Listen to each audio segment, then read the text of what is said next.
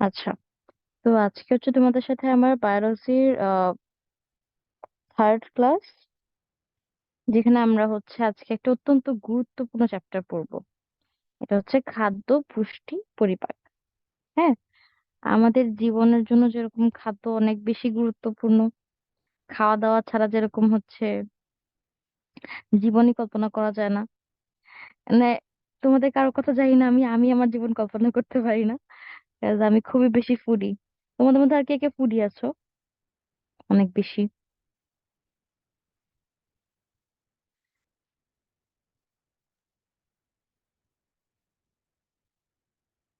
আচ্ছা। না না না, হাত তুলতে হবে না, আমি চ্যাট পড়তেছি। চ্যাটে, হ্যাঁ, তাসপিয়া নোভা। আচ্ছা আচ্ছা, ভেরি গুড। এমন না যে আমি শুধু ভাত খেতে পছন্দ করি, আমি হচ্ছে ভাত ভাত বাদে বাকি সবকিছু বাইরে খেতে বেশি পছন্দ করি, বুঝছো? আমি বাজে রকমের ফুডি, ভালো ফুডি না। বাসায় ভাত টাত খেতে ভালো লাগে না। আচ্ছা। হ্যাঁ, আমি অনেক বেশি ভোজন রসিক। আচ্ছা, যাই হোক। তো এই জন্য আমার কাছে এই চ্যাপ্টারটা বেশি ইন্টারেস্টিং এবং বেশি মজার লাগে। কারণ খাদ্য তো আমি খাইতেছি, কিভাবে খাদ্য থেকে পুষ্টি পাচ্ছি, কিভাবে খাদ্য আমার বডিতে গিয়ে পরিপাক করতেছে, যেটাকে অ্যাবজর্পশন করা হচ্ছে, তারপরে হচ্ছে এক্সক্রিট করা হবে। এক্সক্রিশন যদিও আমরা এই চ্যাপ্টারে পড়বো না, এক্সক্রিশন মানে হচ্ছে বর্জ্য পদার্থকে বের করে দেওয়া, বুঝছো? যদিও আমরা এটাই চ্যাপ্টারে পড়বো না, আমরা জাস্ট খাদ্যটাকে খাবো এবং এটা থেকে কি পুষ্টি পাবো, কিভাবে পরিপাক হচ্ছে, এই জিনিসগুলো একটু পড়বো, ঠিক আছে? আচ্ছা। তো শুরু করার আগে আমরা কিছু জিনিসপত্র জানবো। তার আগে বলে দিই চ্যাপ্টারটা কতটা বেশি ইম্পর্ট্যান্ট, ভয়াবহ রকমের ইম্পর্ট্যান্ট, বুঝতে পারছো? Both for NDC and HSC, it's very important. এখান থেকে প্রায়শই অনেক এমসিকিউ, মানে অনেক কোয়েশ্চেন দেওয়া হয়। এই জন্যই এই চ্যাপ্টারটা আমি শুধু একটাই রাখছি, মানে এটার সঙ্গে অন্য কোনো চ্যাপ্টার রাখি নাই ক্লাসে, বুঝছো? কাজ হচ্ছে এই চ্যাপ্টারটা থেকে ভালো রকমের কোয়েশ্চেন আসে, প্লাস চ্যাপ্টারটা অনেক বড়। সো অনেকে এসএসসির সময় ফাঁকিবাজি করে পড়ে আসছো হয়তো, এখন ফাঁকিবাজি করা যাবে না, হ্যাঁ, কারণ এটা তোমার গ্যাপটা ফিল আপ করার লাস্ট চান্স এই চ্যাপ্টারটার। তুমি তো ইন্টারভিউ ওঠার পরে চ্যাপ্টারটা আর পড়বা না, রাইট? আচ্ছা। সো বই খাতা সামনে নিয়ে বসো। আমি আজকে চ্যাপ্টারটা সব টপিক গুলা খুব বেশি ইলাবোরেট করে বলবো না। আমি ট্রাই করব জাস্ট স্কেলটন বলার, বুঝছো? মানে জাস্ট কঙ্কাল আকারে বলার, যে হ্যাঁ, এখান থেকে এগুলো এগুলো পড়বা, এগুলো এগুলো পড়বা।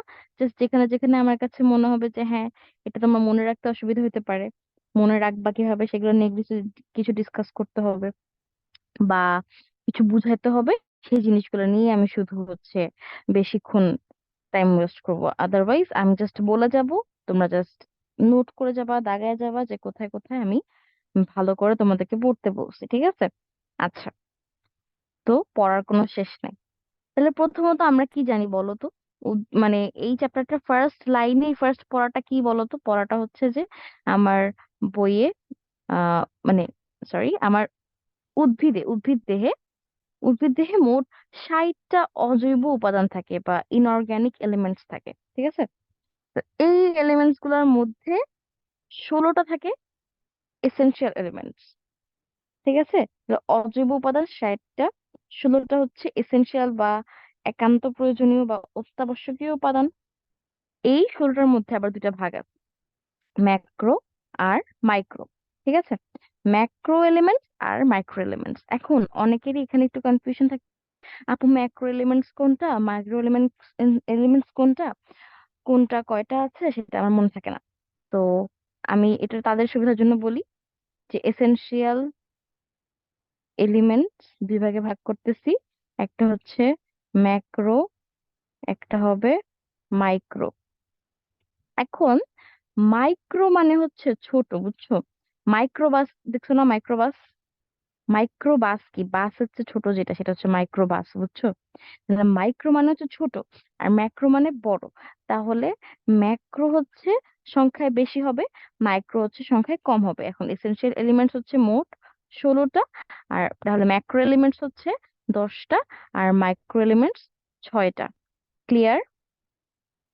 আমি চ্যাট করব রেগুলারই তোমাদের সাথে কথা, মানে তোমাদের সাথে কথাবার্তা আহ চালায় যাওয়ার জন্য তোমরা আমাকে চ্যাটে রিপ্লাই দিবা, ওকে? ক্লিয়ার তো? ওকে। আচ্ছা, তাহলে হচ্ছে এই যে এলিমেন্টস গুলোর নাম আমাদের জানতে হবে। এখানে ম্যাক্রো এলিমেন্টস এরও কিছু নাম আছে, মাইক্রো এলিমেন্টস এরও কিছু নাম আছে। এখন বলা হয় কি আপু আমার তো এগুলো মনে থাকে না। আচ্ছা, কিছু মনে না রাখতে পারলেও লিস্ট মাইক্রো ছয়টার নাম মনে রাখো। মাইক্রো ছয়টার নাম হচ্ছে, আমি নামগুলো এখন লিখে দিব, কিন্তু যাদের মনে থাকে তো এখান থেকে দেখে এমনিই মনে থাকবে। যাদের মনে থাকে না তাদের জন্য বলতেছি, আমি ক্লাসের পরে হোয়াটসঅ্যাপে যে পিডিএফটা দিয়ে দিব ওটা দেখে একটা আমি একটা সূত্র দিয়ে দিছি ওখানে, একটা মানে একটা লাইন দিয়ে দিছি, ওই লাইনটা দেখে পড়তে হবে।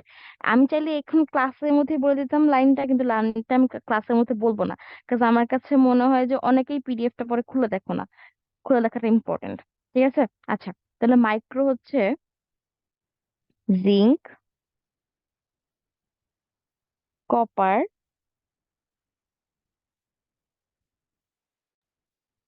ম্যাঙ্গানিজ, ক্লোরিন, মলিবডেনাম আর বোরন। ঠিক আছে। তাহলে আহ zinc, copper, manganese, zinc, copper, manganese, chlorine, molybdenum আর বোরন। যাদের এটা মনে না থাকবে তারা হচ্ছে পিডিএফটা দেখে, যেই নেমোনিক্সটা আছে দেখে পড়বা। ঠিক আছে। আচ্ছা, আর এখান থেকে এই এমসিকিউ গুলো বেশি আসে। ওকে। আচ্ছা, এরপরেই একটা দেখবা ভয়াবহ রকম একটা ছক আছে, মানে সরি ছক না, মানে ভয়াবহ রকমের ইনফরমেশন ওয়ালা দুইটা পেজ আছে, যে নাইট্রোজেন, ম্যাগনেসিয়াম, পটাশিয়াম, মানে যেই খনিজ উপাদান বা মিনারেল এলিমেন্টস গুলো হচ্ছে আমরা এখানে দেখে আসছি, নাম পড়ে আসছি, এগুলোর কাজগুলা অনেকেরই আমি জানি পড়তে ইচ্ছা করে না এটা, বাট এটা ভেরি ইম্পর্টেন্ট, এখান থেকে অনেক এমসিকিউ আসে। ঠিক আছে, তাহলে এখান থেকে কি কি পড়বা তুমি আমি বলি দিই একটু। এখান থেকে পড়বা হচ্ছে উদ্ভিদের পুষ্টিতে বিভিন্ন এলিমেন্টস এর,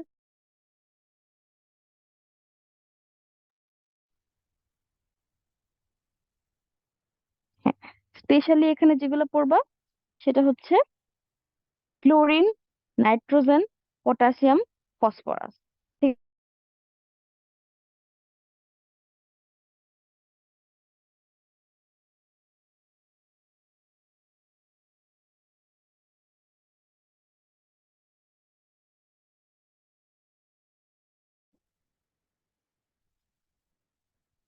হ্যালো, তোমরা কি আমি শুনতে পাচ্ছো?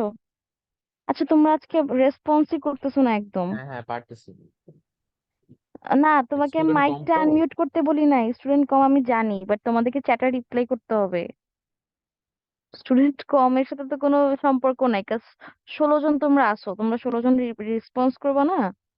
তা না হলে তো আমি বুঝতে পারবো না যে তোমরা আসলে বুঝতে পারতেছো কিনা বা কোনো সমস্যা আছে কিনা। আচ্ছা, ওকে। তাহলে আহ আচ্ছা, এবার তাহলে আমি এই যে উদ্ভিদের পুষ্টিতে বিভিন্ন এলিমেন্টস এর ভূমিকা আছে এখান থেকে কিছু কোয়েশ্চেন করব, কুইজ, যে আনসার দিতে পারো। ঠিক আছে। ওকে, আমাকে বলো, উদ্ভিদের মূল বর্ধনের জন্য অত্যন্ত প্রয়োজনীয় উপাদান কোনটা?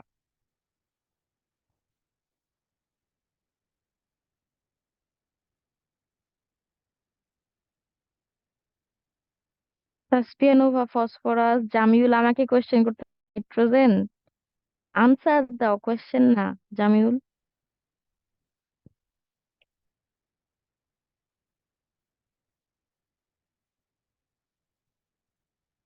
এই তাসপিয়ানোভা তুমি কি বই দেখে বলছো? তিশা বলতেছে ক্যালিয়াম।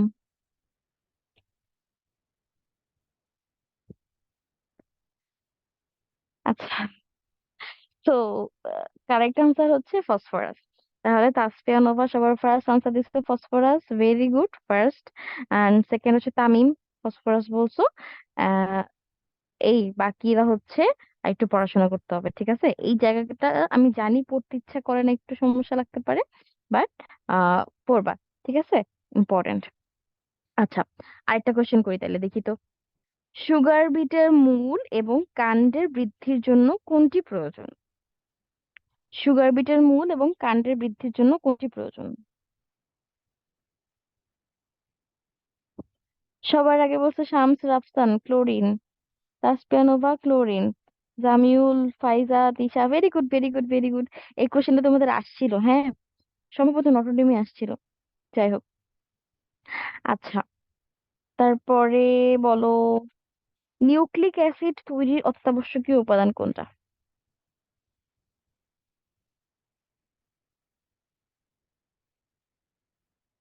নাইট্রোজেন। সবার আগে বলছো Rafi, very good. Rafi first, Tasfia Nova second, Jamiul third, Tisha fourth. আচ্ছা, ঠিক আছে। তাহলে হচ্ছে আমরা এই জায়গা থেকে চলে যাই, বুঝতেই পারতেছো তাহলে এই জায়গাগুলো ইম্পর্টেন্ট। এখন তাহলে আমরা তো পুষ্টি উপাদানগুলো পড়লাম, পুষ্টি উপাদানের কাজ কি পড়লাম, হ্যাঁ। এরপর আমার জানতে হবে পুষ্টি উপাদান যদি না থাকে তাহলে আমার কি কি সমস্যা আছে। মানে আহ এই পুষ্টি উপাদানগুলোর ভাবে কি কি হয়। এর পরে একটা অনেক বড় সুন্দর ছক আছে। ছকটা আমারও ছোটবেলায় পড়তে ইচ্ছে করতো না, কিন্তু পড়ে আশা লাগছে। পড়ছি দেখে এই পর্যন্ত আসতে পারছি, তো তোমাদেরও পড়তে হবে। কোন উপাদানের অভাবে কি হয়, তারপরে আহ কি বলে এখানে, উম, হ্যাঁ, ওভাবে কোনটার অভাবে কি কি হয় এটা ইম্পর্টেন্ট, ঠিক আছে। আচ্ছা, তাহলে এখান থেকে একটা কোয়েশ্চেন করি দেখি। বলো তো কোন এলিমেন্টের অভাবে পাতা বেগুনি হয়ে যায়?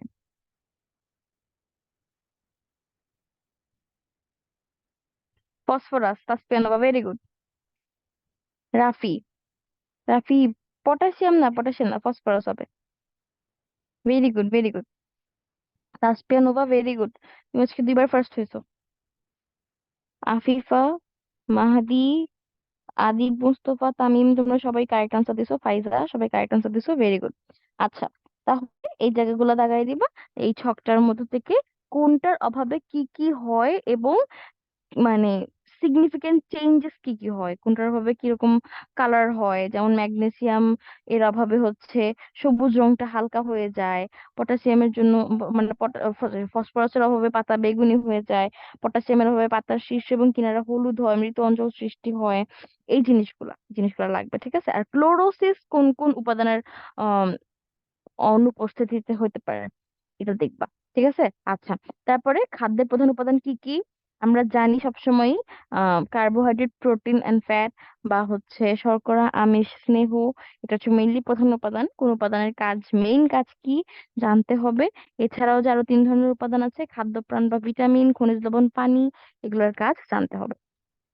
এরপরে আমাদের একটা পার্ট আছে যেখানে কোন খাবারে কোন কোন উপাদান পাওয়া যায় এই জিনিসটা আমরা একটু জানি। যেমন স্পেশালি হচ্ছে আহ জি না, জীববিজ্ঞান।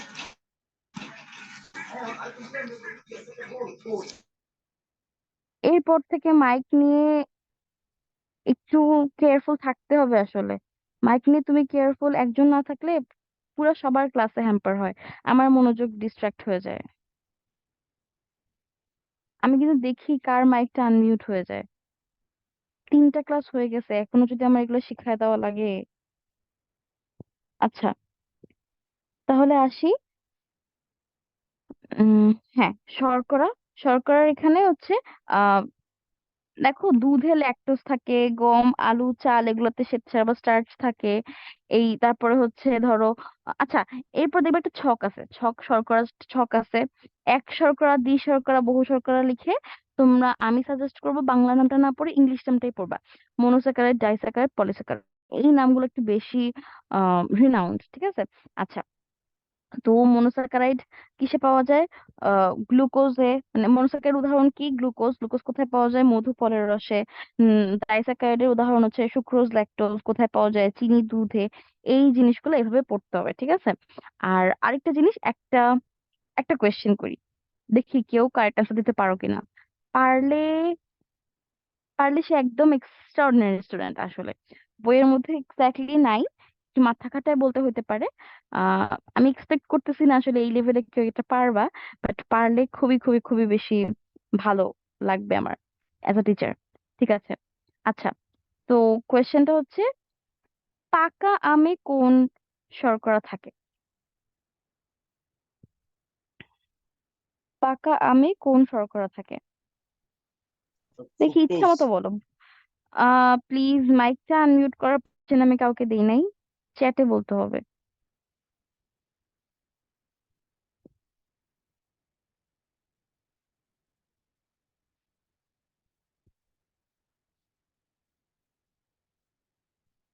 আচ্ছা, তাসনিম সামি বলছো ফ্রুক্টোজ, মাহাদি বলছো সুক্রোজ, ফিফা বলছো এক শর্করা, মনোসাকারাইড বলতে চাইছো। মনোসাকারাইডের মধ্যে অনেকগুলো ভাগ আছে, গ্লুকোজ, ফ্রুক্টোজ, অনেক কিছু আছে। কোনটা বলতে চাচ্ছো? Adib Mostafa glucose plus fructose, Jamiul glucose plus fructose, Tisha fructose. আচ্ছা, অনেকে অনেক ধরনের আনসার দিচ্ছ। তো আমি একটা কোয়েশ্চেন আগে একটু করি যে, আচ্ছা বলো তো, জামিউল আর আদিব মোস্তফা তোমরা কিভাবে এটা গেস করলা? তুমি কি কোথাও এটা পড়ছিলা? প্রথম পেজই লেখা থাকে। আপু এটা বইয়ের প্রথমেই থাকে, মানে চ্যাপ্টার সেকেন্ডে না ইয়াতে ছিল। হ্যাঁ, প্রথমে ছিল যে কাঁচা আমে সাকসিনিক অ্যাসিড আর ম্যালিক অ্যাসিড, আর পাকা আমে হচ্ছে গ্লুকোজ আর ফ্রুক্টোজ। Very good. এইটা হচ্ছে তোমাদের কোয়েশ্চেন আসছিল, ঠিক আছে। আচ্ছা, কেমিস্ট্রিতে ছিল, আচ্ছা আচ্ছা আচ্ছা, ঠিক আছে, ওকে, ভেরি গুড। তাহলে আহ এইগুলা তো আমি ক্লিয়ার করতে পারছি, রাইট, যে এখান থেকে কি কি লাগবে। ওকে, তাহলে আমরা পরের টপিকে চলে যাই। পরের টপিক হচ্ছে আমার যে, আচ্ছা, পরের টপিকে যাওয়ার আগে একটা স্পেশাল জিনিস একটু বলি। স্পেশাল জিনিস হচ্ছে, যত রকমের নিউমেরিক্যাল ভ্যালু পাবা, মানে যত নাম্বার পাবা, ঠিক আছে, নাম্বার এই চ্যাপ্টারটা সবগুলো নিউমেরিক্যাল ভ্যালু ইম্পর্টেন্ট। যত নিউমেরিক্যাল ভ্যালু পাবা, যেখানেই দেখবা যে কোনো না কোনো সংখ্যা লেখা আছে, পড়ে ফেলবা, ঠিক আছে। আচ্ছা, এবার একটা কোয়েশ্চেন করি, বলো তো, পূর্ণবয়স্ক মানুষের দেহে পানির পরিমাণ কত? দেখি, বলো।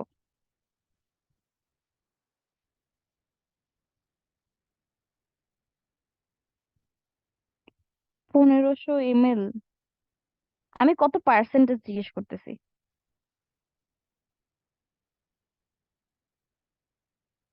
কারণ মানে এমএল এ বলা যাবে না এটা। কে বললো এটা? জামিউল সম্ভবত। এমএল এটা বলা যাবে না বাবা।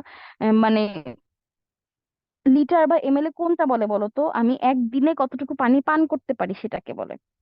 Tasnim Sami 50 to 65%, very good. Arpan, Afifa 65%, very good very good very good. 70% আমরা আগে জানতাম, বাট এই চ্যাপ্টারটাতে একদম ক্লিয়ারলি বলা আছে 50 to 65%। ভেরি গুড, ঠিক আছে। তারপরে দৈনিক 2 লিটার পানি পান করতে হবে, এটা তো বলেই দিছি, রাইট। তাহলে এই জিনিসগুলো একটু খেয়াল রাখতে হবে, যত ধরনের নিউমেরিক্যাল ভ্যালু আছে সব পড়ে ফেলতে হবে, ঠিক আছে। আচ্ছা, তারপরে একটা আছে যে অভাবজনিত রোগের সেগমেন্ট। এইটা একদম triple star, very much important. এখানে স্পেশালি অভাবজনিত রোগ যদি মনে হয় না আপু ট্রিপল স্টার হইলেও আমার পড়তে ইচ্ছা করতেছে না, আপনি একটা টপিক বলেন যেটা আমি পড়বো, পড়তেই হবে আমার, তাহলে সেটা হচ্ছে গয়টার আর রাতকানা, পড়তেই হবে। এখান থেকে মেইনলি, এখন আমি সেই অলস স্টুডেন্টের জন্য বলতেছি, যে অলস স্টুডেন্ট একদম না আপু আমি কিছুই পড়তে চাই না, আমাকে একদম বেশি শর্ট কোনো একটা সাজেশন দেন, সেই তার জন্য বলতেছি, ঠিক আছে। তোমরা পড়তে চাইলে অবশ্যই মোস্ট ওয়েলকাম, পড়তে পারো, সবগুলাই ইম্পর্টেন্ট পড়বা। আর যে একদমই পড়তে চাও না, সে তারও পড়তে হবে, সে পড়বা হচ্ছে গয়টার আর রাতকানার। এখানে এখান থেকে দুইটা কোয়েশ্চেন তোমার জানতেই হবে, কোনটা কিসের অভাবে হয় আর কোনটার ঘাটতি কিভাবে পূরণ করতে হবে, ঠিক আছে, জানতেই হবে। আচ্ছা, তাহলে এইবার একটু কোয়েশ্চেন করি, বলো তো, গয়টার কিসের অভাবে হয়?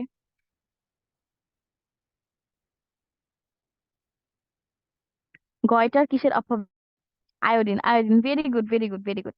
আচ্ছা, তারপর বলো তো, গয়টার কোন গ্রন্থি বা কোন গ্ল্যান্ডের ফুলা অবস্থাকে গয়টার বা গলগণ্ড বলে?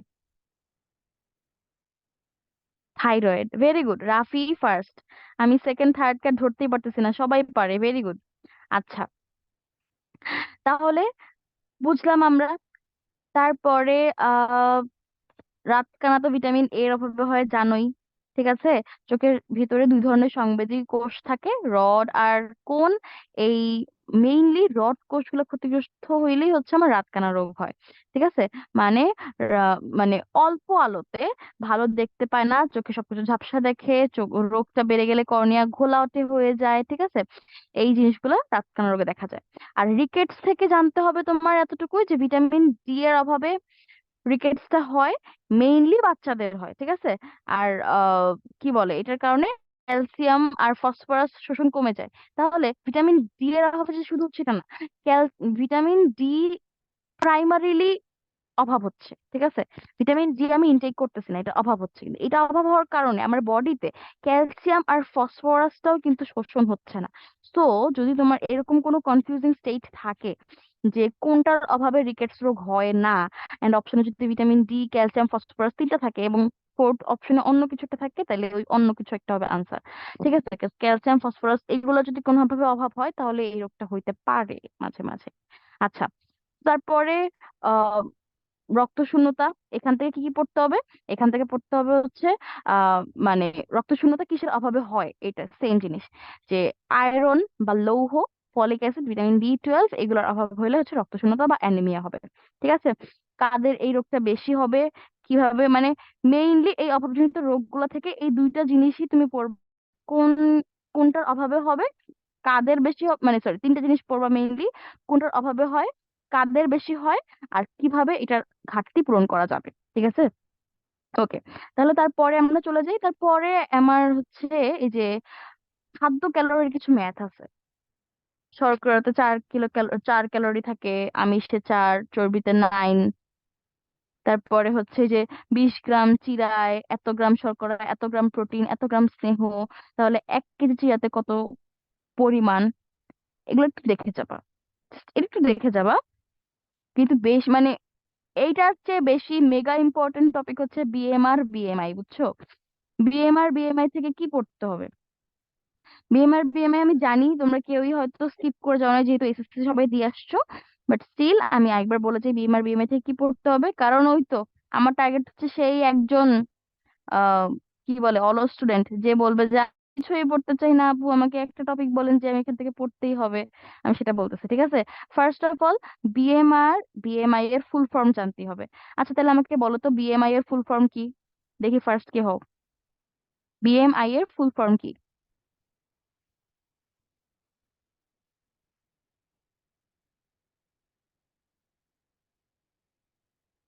বেজাল মেটাবলিক ইন্ডেক্স। হুম, জামিউল, একটু তুমি বইটা দেখো তো, বইটা সামনে আছে নিশ্চয়ই, বই দেখে আমাকে অ্যান্সার বলো তো। Shams Rafsan body mass index, Adib Mustafa body mass index, very good very good very good, Tisha. তাহলে Shams Rafsan first, Adib Mustafa second, Tisha third, Mufid fourth. Very good, একদম মানে খুবই র কোয়েশ্চেন, ঠিক আছে? আচ্ছা, তাহলে জানতে হবে, ফুল ফর্ম গুলা জানতে হবে। তারপরে এই যে বিএমআই বিএমআর এর মানে কোনটা মানে বিএমআর কাকে বলে এটা জানতে হবে। বিএমআর এর সূত্র জানতে হবে। বিএমআর এর ম্যাথ, এইটা করতেই হবে। ঠিক আছে? মেগা ইম্পর্টেন্ট, করতেই হবে। আর দৈনিক ক্যালোরির চাহিদা মানে কি, মানে বিএমআর বিএমআই এর তাহলে বিএমআর থেকে বললাম কি কি ফুল ফর্ম।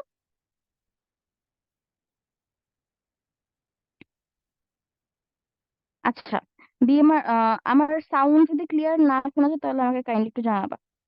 ওকে, তাহলে বিএমআর এর ফুল ফর্ম জানতে হবে, বিএমআর কাকে বলে, এটার সূত্র, ম্যাথ, দৈনিক ক্যালোরির চাহিদা। ঠিক আছে? জান, যেহেতু এটা তোমরা পড়েই আসছো, তো আমি এখানে আলাদা টাইম ওয়েস্ট করতেছি না আসলে, ঠিক আছে? জানবা অবশ্যই। আচ্ছা, আর বিএমআই এরও ফুল ফর্ম জানতে হবে, আর বিএমআই এর একটা মানের চার্ট আছে, যে বিএমআই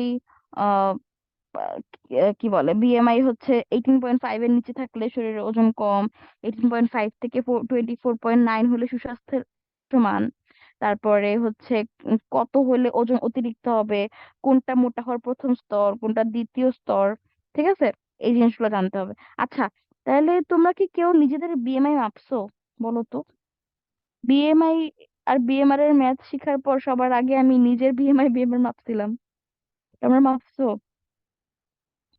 কার কত শুনি একটু, বিএমআই?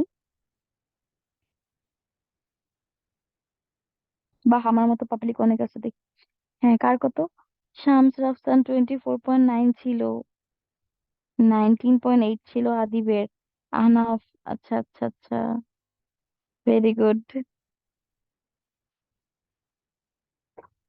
আচ্ছা, আমি যখন মাপছিলাম তখন আমার ছিল 18.6 আসছিল, বুঝছো?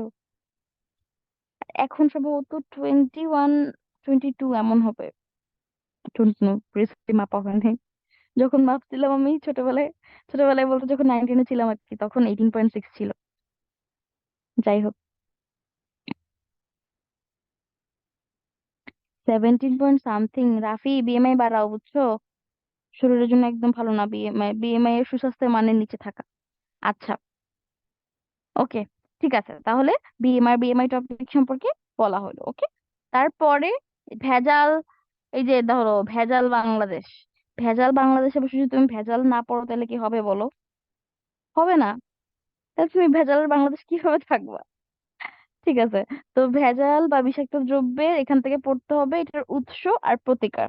স্পেশালি কীটনাশকটা একটু ভালো করে পড়তে হবে, ঠিক আছে? আচ্ছা, এইবার আমি তোমাদেরকে একটা জিনিস শিখাবো, একটু দাঁত, দাঁত দিয়ে একটু জিনিস শিখাবো। আচ্ছা আচ্ছা, আগে একটা কোশ্চেন আনসার দাও তো, বলো তো দেখি, দৈনিক কত গ্রাম ক্যালসিয়াম প্রয়োজন হয়? দেখি বলো তো আগে, দৈনিক কত গ্রাম ক্যালসিয়াম প্রয়োজন হয়?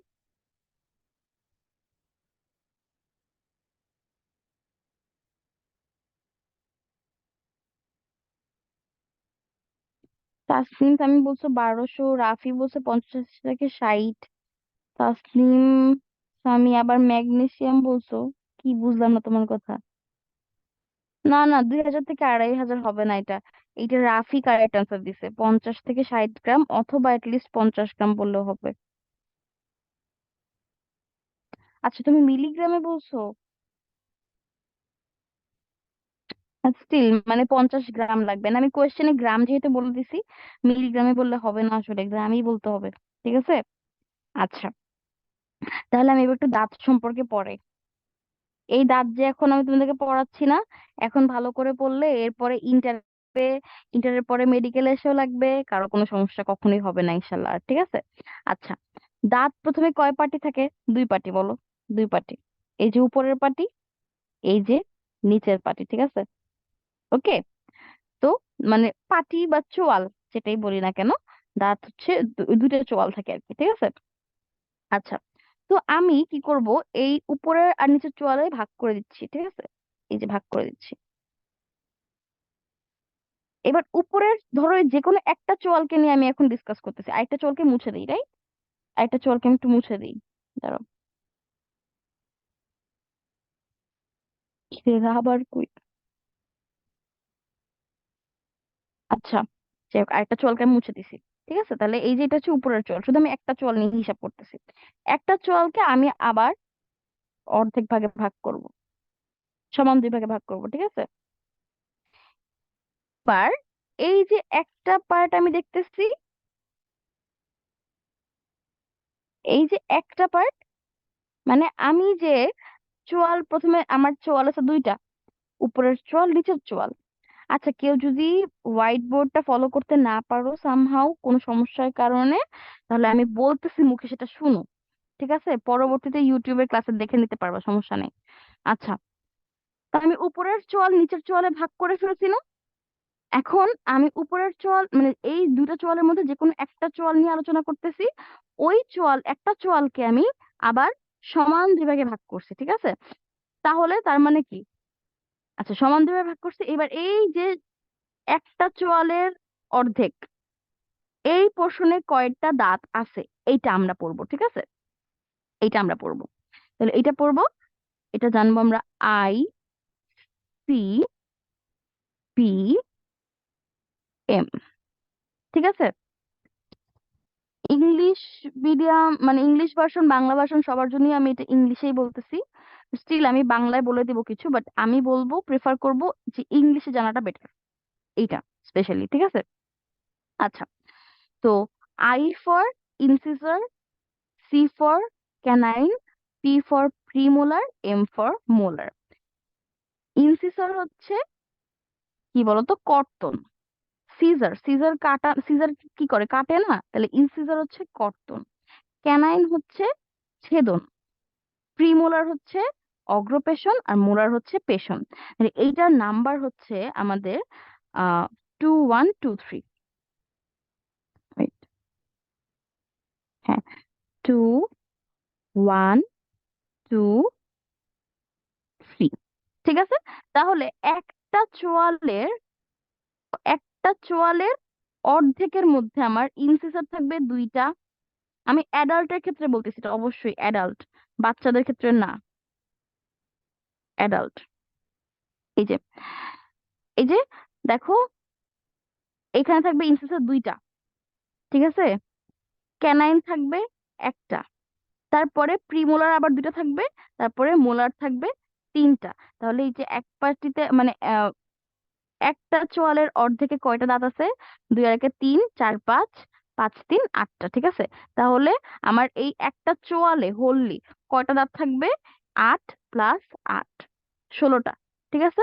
তাহলে একটা চোয়ালে যদি 16টা থাকে, তাহলে দুইটা চোয়াল মিলে কয়টা থাকবে? 16 × 16 32। হিসাব মিলছে? এইবার আমাকে একটু জানাও কারো কোনো সমস্যা আছে কিনা, এটা বুঝতে পারছো কিনা, একটু জানাইতে হবে please. Okay okay, very good, ঠিক আছে। ওকে ওকে, ভেরি গুড। তাহলে এইটা হচ্ছে আমি অ্যাডাল্টের হিসাবটা বলছি, ঠিক আছে। আমি একটু আরেকবার রিপিট করি। আমি বইটা তো তুমি পড়তেই পারবা, যেটা আমি বলতেছি এখন সেটা শুনো, ঠিক আছে। আক্কেল দাঁত 0 থেকে 3টা হইতে পারে, সেটা তো আমি এখন বলতেছি না। ওটা সবার আক্কেল দাঁত সবার ঠিক মতো উঠে না। আচ্ছা, তো এই জিনিসটা ক্লিয়ার, ঠিক আছে। এটা আমি অ্যাডাল্টের ক্ষেত্রে বলছি। এবার আমি একটু শিশুদের ক্ষেত্রে বলি। শিশুদের ক্ষেত্রে এই দাঁতগুলোকে আমরা বলি দুধ দাঁত, ঠিক আছে। শিশুদের ক্ষেত্রে আইসিপিএম এর ক্যালকুলেশনটা হবে, আমি একটু লিখে দিই, ঠিক আছে। শিশুদের ক্ষেত্রে আই সি পি এম এর ক্যালকুলেশন হবে 2103, সরি, 2102 হবে, 2102। মানে শিশুদের প্রিমোলার কোনো টিথ থাকে না, ঠিক আছে। একটা চোয়ালের অর্ধেকের মধ্যে ইনসিসর বা কর্তন থাকবে দুইটা, ক্যানাইন বা ছেদন থাকবে একটা, প্রিমোলার বা অগ্রপেশন থাকবে না, মোলার বা পেশন থাকবে দুইটা, ঠিক আছে। ওকে, তাহলে হোললি ওদের কয়টা দাঁত থাকবে? চোয়ালের অর্ধেকে, একটা চোয়ালের অর্ধেকে হচ্ছে দুই একে তিন, চার পাঁচ, পাঁচটা।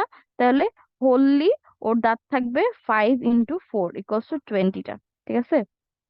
তাহলে শিশুদের 20টা দুধ দাঁত থাকে। আই হোপ আমি সবাইকে এটা ক্লিয়ার করতে পারছি, ঠিক আছে। বইয়ে এটা হয়তো এত বেশি ভালোভাবে আছে কিনা আমি আচ্ছা আচ্ছা, আছে আই গেস, বইয়ে এটা আছে, বাট এভাবে মনে রাখলে বেটার হবে, ঠিক আছে। এভাবে মনে রাখলে তাহলে তুমি সবভাবে হিসাব করতে পারবা। তাহলে হোললি যেটাই যেটাই বলবে যে তোমার পুরা মুখে হচ্ছে দাঁত কয়টা আছে, তাহলে ইনসিসর কয়টা আছে? 2 × 4, 8টা। ক্যানাইন কয়টা আছে? 1 × 4, 4টা, ঠিক আছে। এইভাবে এইভাবে হিসাব হবে।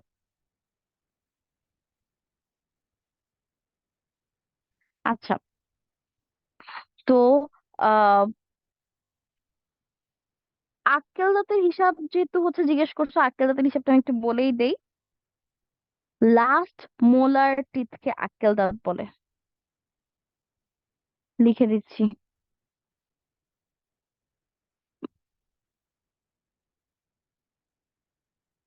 হুম,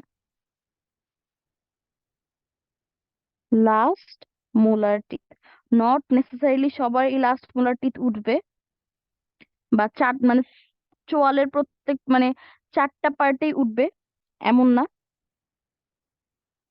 আহ এই জন্যই হচ্ছে এমনও হতে পারে যে একটা আক্কেল দাঁত কারো উঠে নাই কখনো সারা জীবনে, এটাও হতে পারে।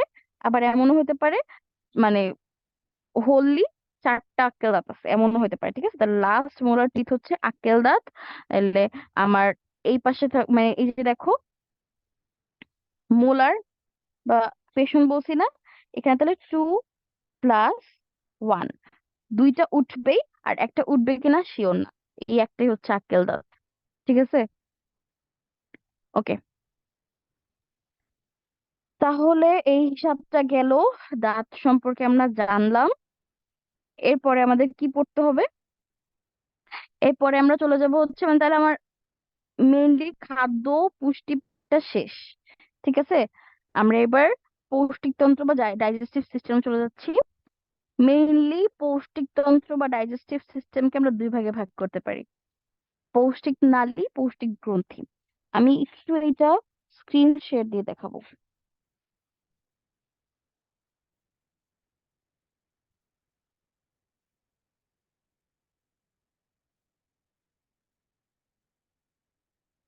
হ্যাঁ, দেখো, আই হোপ দেখতে পাচ্ছো। আমি এখন কারো মেসেজ দেখতেছি না। তোমরা কাইন্ডলি এখন একটু ক্লাসে ফলো করো, আমি এটা পুরাটা পড়ার পরে তারপরে আমি চ্যাট দেখবো, ঠিক আছে? আচ্ছা, তাহলে পৌষ্টিক তন্ত্র বা ডাইজেস্টিভ সিস্টেম। হুম, পৌষ্টিক তন্ত্র বা ডাইজেস্টিভ সিস্টেম, এটাকে মেইনলি আমরা দুই ভাগে ভাগ করতে পারি। পৌষ্টিক নালী বা ডাইজেস্টিভ ক্যানেল, এটা জাস্ট ক্যানেল ওয়াইজ থাকে।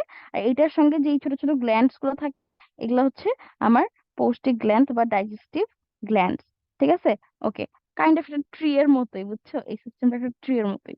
তো মুখ দিয়ে শুরু হয়, মুখ দিয়ে এগুলোকে সিরিয়াল ওয়াইজ এমনি জাস্ট নিজের বডিতেই চিন্তা করে পড়া যায় আর কি। মুখ বা মাউথ দিয়ে শুরু হয়। তারপরে দেখো মুখের মধ্যে এরকম ফু দিয়ে ফুলায় রাখলে ফুটা যেখানে থাকতেছে এটা হচ্ছে মুখ গহ্বর বা বাক্কাল ক্যাভিটি। তারপরে আমার গলবিল বা ফ্যারিংস। আচ্ছা, এই যে ইংলিশ নামগুলা বাংলা ভার্সনরা অবশ্যই পড়বা, ঠিক আছে? ফ্যারিংস কোনটা, ল্যারিংস কোনটা, জিনিসগুলো জানতে হবে।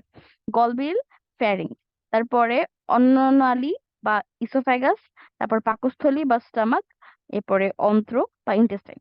অন্ত্র দুই ধরনের আছে, ক্ষুদ্রান্ত্র বা স্মল ইন্টেস্টাইন, তারপরে বৃহদান্ত্র বা লার্জ ইন্টেস্টাইন। স্মল ইন্টেস্টাইন বা ক্ষুদ্রান্ত্রের তিন ভাগে ভাগ করতে পারি, ডিওডেনাম, জেজুনাম, আইলিয়াম। আর লার্জ বা বৃহদান্ত্রকে আমি তিন ভাগে ভাগ করতে পারি, সিকাম, কোলন, মলাশয়, ঠিক আছে? তারপরে লাস্টে পৌষ্টিক নালী বা ডাইজেস্টিভ ক্যানেল শেষ হয় পায়ু বা অ্যানাস দিয়ে, ঠিক আছে? ওকে। আর পৌষ্টিক গ্রন্থি বা ডাইজেস্টিভ গ্ল্যান্ড, এটা আছে হচ্ছে লালা গ্রন্থি বা স্যালাইভারি গ্ল্যান্ড, যকৃৎ বা লিভার, তারপরে অগ্ন্যাশয় বা প্যানক্রিয়াস, গ্যাস্ট্রিক গ্রন্থি, আন্ত্রিক গ্রন্থি বা ইন্টেস্টিনাল গ্ল্যান্ড, ঠিক আছে? এই যে যেগুলো বলতেছিলাম সবগুলাই সিরিয়াল ওয়াইজ পড়তে হবে। ওকে, আচ্ছা,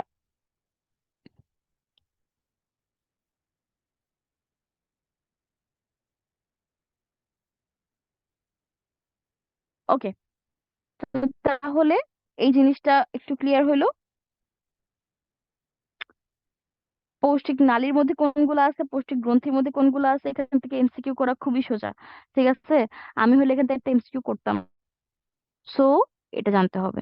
হ্যাঁ, তাহলে এখন পৌষ্টিক নালী পৌষ্টিক গ্রন্থির মধ্যেও যদি ওই একটা স্টুডেন্ট আসে যে আপু বলেন একটা টপিক পড়তেই হবে, কোনটা পড়বো? আমি ওই টপিক ছাড়া কিছু পড়তে পারবো না। তার জন্য বলতেছি তুমি পৌষ্টিক নালী থেকে বা ডাইজেস্টিভ ক্যানেল থেকে পাকস্থলী বা স্টামাকটা পড়বা। পৌষ্টিক গ্রন্থি বা ডাইজেস্টিভ গ্ল্যান্ড থেকে লালা গ্রন্থি বা স্যালাইভারি গ্ল্যান্ড পড়বা। যকৃৎ বা লিভার পড়বা ভালো মতো, ঠিক আছে? বাকিগুলা আগে পরে পড়লেও হবে, সমস্যা নেই। বা আগে পড়ে যা আসছো সেখান থেকে চিন্তা ভাবনা করে লিখে ফেললেও হবে, আনসার করতে পারবা। কিন্তু পাকস্থলী, লালা গ্রন্থি, যকৃৎ তিনটা পড়তে হবে। ওকে, এরপরে পরিপাক বা ডাইজেশন, কোথায় কি কি এনজাইম দিয়ে কোন কোন খাদ্য উপাদান পরিপাক হচ্ছে জানতে হবে। এটা তো অনেক মানে ইম্পর্টেন্ট একটা দিয়ে আসছো অবশ্যই, মানে ঘ নাম্বারের জন্য পড়ে মানে পড়ে আসছে এগুলো সুন্দর মতো, ওখান থেকে লিখে ফেলবা। তারপরে হচ্ছে কি বলে কোন কোন এনজাইমের নাম সহ অবশ্যই পড়তে হবে। তারপরে শোষণ কোথায় সবচেয়ে বেশি হয়? ক্ষুদ্রান্ত্রে। কেন সবচেয়ে বেশি হয়? ক্ষুদ্রান্ত্রে মাইক্রোভিলাই থাকে, যেটা হচ্ছে সবচেয়ে বেশি সারফেস এরিয়া ক্রিয়েট করে। এখন এই জিনিসটা আমি একটু বুঝাই দিই, দেখো সারফেস এরিয়া কি।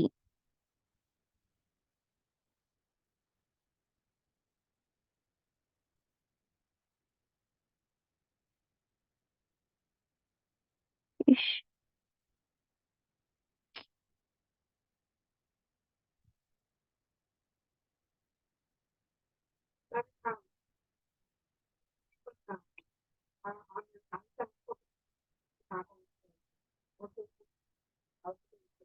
আচ্ছা,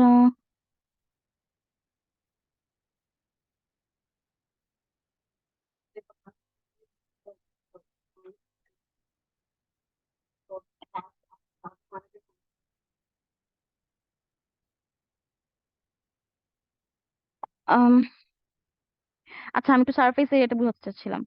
তো সারফেস এরিয়াটা, তোমরা কি দাগাদাগি করতেছো কেউ? আমি কনসেন্ট্রেট করতে পারতেছি না, বোর্ডটাতে সবার নাম ভাসতেছে। যাই হোক, আমি একটু সারফেস এরিয়াটা বোঝাতে চাচ্ছিলাম। দেখো, এই যে এইটা হচ্ছে একটা এ সারফেস, বুঝছো? এই লালটা হচ্ছে এ, ঠিক আছে? আর এই যে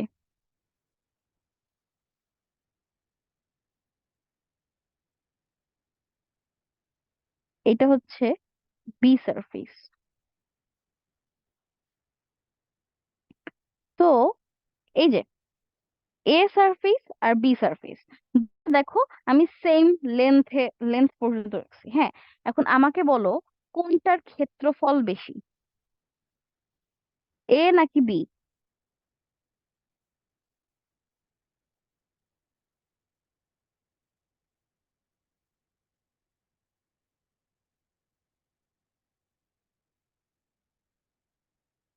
B, B, very good, very good, very good, very good. Okay, B. কেন বি? সেম জায়গা দখল করা সত্ত্বেও ক্ষেত্রফল বেশি বিতে, কেন? কারণ দেখো, এই যে বিতে যতটুকু জিনিস আছে, ধরো এটা একটা ফিতাকে আমি পেঁচায় রাখছি, এখন এইটাকে যদি আমি একটু সোজা করি, তাহলে কেমন হবে? তাহলে এইটা অনেক বড় হয়ে যাবে এর চেয়ে, ঠিক আছে? এখন এই সেম জিনিসটাই ক্ষুদ্রান্ত্রে কি, ক্ষুদ্রান্ত্রে এরকম, এরকম এই যে এরকম হচ্ছে ভাঁজ ভাঁজ হয়ে এরকম গঠন তৈরি করে, এটাকে আমরা বলি মাইক্রোভিলাই, বুঝছো? মাইক্রোভিলাই। তো এই জন্য ইজিলি অনেক বেশি পরিমাণে খাদ্য সে শোষণ করতে পারে, কারণ তার মাইক্রোভিলাই আছে, অনেক বেশি সারফেস এরিয়া আছে, বুঝতে পারছো? এই জন্য সে অনেক বেশি পরিমাণ খাদ্য শোষণ করতে পারে। এই জন্য মেইনলি শোষণটা বা অ্যাবজর্পশনটা হচ্ছে আমার ক্ষুদ্রান্ত্রে হয় বা স্মল ইন্টেস্টাইনে হয়, ঠিক আছে? আচ্ছা, তো এই জিনিসটা একটু বোঝাতে চাচ্ছিলাম। তাহলে মোটামুটি আমার এই চ্যাপ্টারটা পুরোপুরি বলা হয়ে গেছে। আমি একটু আরেকবার ব্যাপারটা রিক্যাপ করি। প্রথমে আমি তোমাদেরকে হচ্ছে মোট কি কি অজৈব উপাদান আছে, 60টা অজৈব উপাদান আছে সেটা বলছি। এরপরে এখানে 16টা এসেনশিয়াল এলিমেন্টস বা অত্যাবশ্যকীয় উপাদান ছিল, এটা বলা হয়েছে। এখান থেকে তারপরে দুই ভাগে ভাগ করতে পারি আমরা 16টা এসেনশিয়াল এলিমেন্টস কে। 10টা ম্যাক্রো এলিমেন্টস আর 6টা মাইক্রো এলিমেন্টস। এর মধ্যে আমি বলছিলাম যে 16টা জানতে পারলে ভালো, যদি এক্সট্রিমলি ছোটটার নাম মনে না থাকে, তাহলে লিস্ট মাইক্রো এলিমেন্টস মানে 6টা এলিমেন্টস এর নাম মনে রাখতে পারলেই হবে। Zinc, copper, manganese, chlorine, molybdenum, boron, এই 6টার নাম মনে রাখলেও চলবে। তারপরে উদ্ভিদের পুষ্টিতে বিভিন্ন এলিমেন্টস এর ভূমিকা ছিল, এই ভূমিকাগুলা লাগবে, পড়তে হবে। এন্ড এখানে specially chlorine, nitrogen, potassium, phosphorus ভালো করে জানতে হবে। কোনটার অভাবে কি কি হয় জানতে হবে। খাদ্যের প্রধান উপাদান কি কি এটা জানতে হবে। এদের কাজ শর্টে একটু পড়ে ফেলতে হবে। এই জিনিসগুলো একটু জাস্ট লেস ইম্পর্টেন্ট, অভাবে কোনটার অভাবে কি কি হয়, এইটা অন্যান্য জিনিসগুলোর তুলনায় একটু কম ইম্পর্টেন্ট, বাট পড়তে হবে, ঠিক আছে? কোথায় কোথায় কোন কোন উপাদান পাওয়া যায়, এটা এটা 2 স্টার, ঠিক আছে? এটা জানা ভালো, পড়তে হবে। যত ধরনের নিউমেরিক্যাল ভ্যালু পাবা জানতে হবে। পূর্ণবয়স্ক মানুষের দেহে পানির পরিমাণ জিজ্ঞেস করছিলাম, 50 থেকে 65% জানতে হবে। অভাবজনিত রোগ ভেরি মাচ ইম্পর্টেন্ট। এর মধ্যে সবচেয়ে বেশি ইম্পর্টেন্ট গয়তার রাতকানা, কিন্তু এছাড়াও যে অ্যানিমিয়া আছে, তারপর রিকেটস আছে, এগুলো ইম্পর্টেন্ট। এই 4টা রোগ থেকে কিসের অভাবে হয়, ঘাটতি কিভাবে পূরণ করব, কাদের বেশি হয়, এই 3টা কোয়েশ্চেন আনসার জানতে হবে। তারপরে খাদ্য শক্তি পরিমাপের ম্যাথ করতে হবে, ম্যাথ ইম্পর্টেন্ট। তারপরে বিএমআর এর ফুল ফর্ম জানতে হবে, কাকে বলে জানতে হবে, সূত্র জানতে হবে, ম্যাথ জানতে হবে, দৈনিক ক্যালোরি চাহিদা জানতে হবে। বিএমআই এর ফুল ফর্ম জানতে হবে, বিএমআই এর মানের চার্টটা ভালো মতো পড়তে হবে।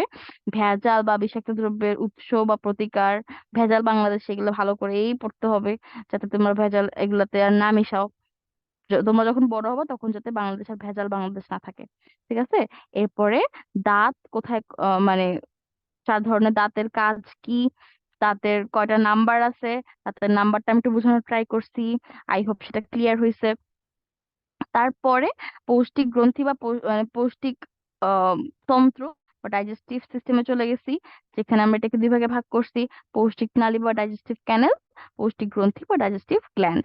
তারপরে এটাকে কি করছি, এটার হচ্ছে পৌষ্টিক নালীর মধ্যে কি কি ছিল, পৌষ্টিক গ্রন্থির মধ্যে কি কি ছিল, এগুলো জানছি। সিরিয়াল ওয়াইজ জানতে হবে, ইংলিশ নামও জানতে হবে, বাংলা নামও জানতে হবে। আর স্পেশালি এখানে পাকস্থলী বা স্টমাক, লালা গ্রন্থি, যকৃৎ, তিনটা ভালো করে পড়তে হবে। এরপরে পরিপাক, কোথায় কি কি এনজাইম দিয়ে কোন খাদ্য পরিপাক হয় ভালো মতো জানতে হবে। আর শোষণ বা অ্যাবজর্পশন কোথায় সবচেয়ে বেশি হয়, কেন সবচেয়ে বেশি হয়, এটা জানতে হবে। তাহলে সেই সাথে আমরা এই ক্লাসের মেইন টপিক বা মেইন আলোচনা শেষ করে ফেলছি। কারো কি কোনো সমস্যা আছে আর? থাকলে আমাকে এখন একটু জানাও প্লিজ।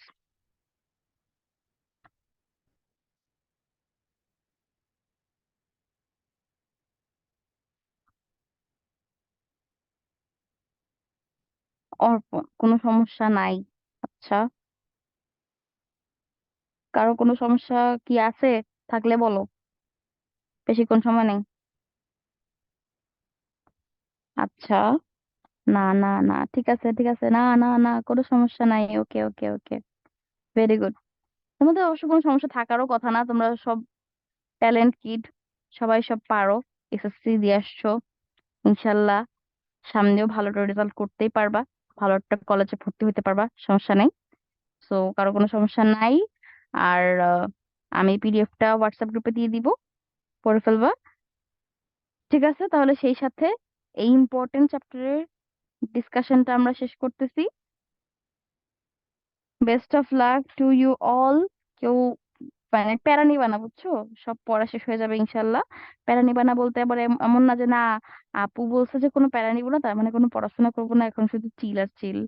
না, এই চিল করা যাবে না আসলে এখন, বুঝছো? আচ্ছা, তো তাহলে আমাদের পড়া শেষ, ঠিক আছে? তাহলে আল্লাহ হাফেজ, ইনশাল্লাহ দেখা হবে নেক্সট ক্লাসে। ততদিন ভালো থাকো, সুস্থ থাকো, আল্লাহ হাফেজ।